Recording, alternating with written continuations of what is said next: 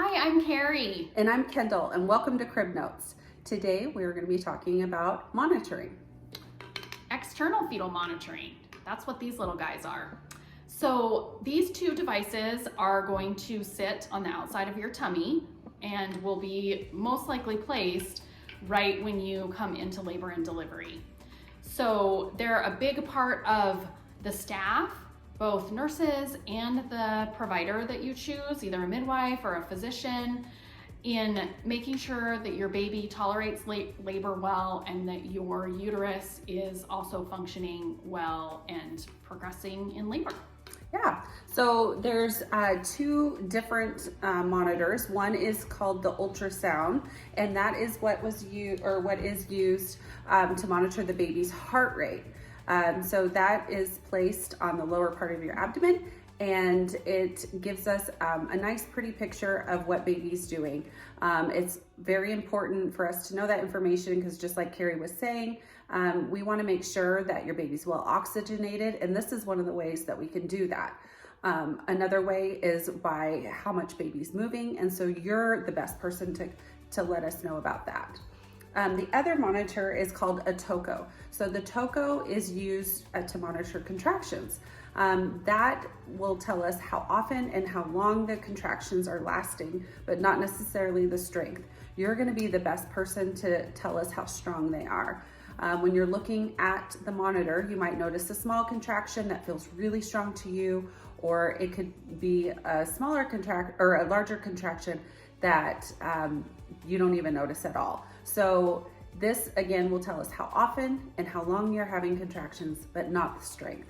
Yeah, and just going along with what Kendall said, there's this little button on the inside. That little button is what sits against your tummy, and when you get that tightening in your tummy that you maybe already are experiencing, you certainly will experience it at some point because that's a contraction.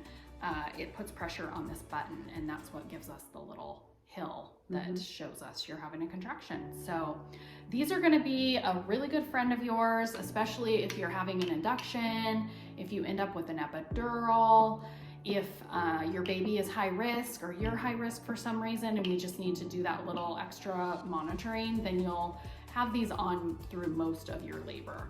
There are other ways to monitor as well, and Kendall and I will go do some videos about those options too. These have cords that plug into a machine, so you do have some leeway as far as like getting up and moving around. And then, like I said, we have other options as well that will help you be able to get up and move around. These are the most common, and so you'll very likely see these at some point during your labor process. So let me show you how they're placed on a tummy. And I get to be the patient for this.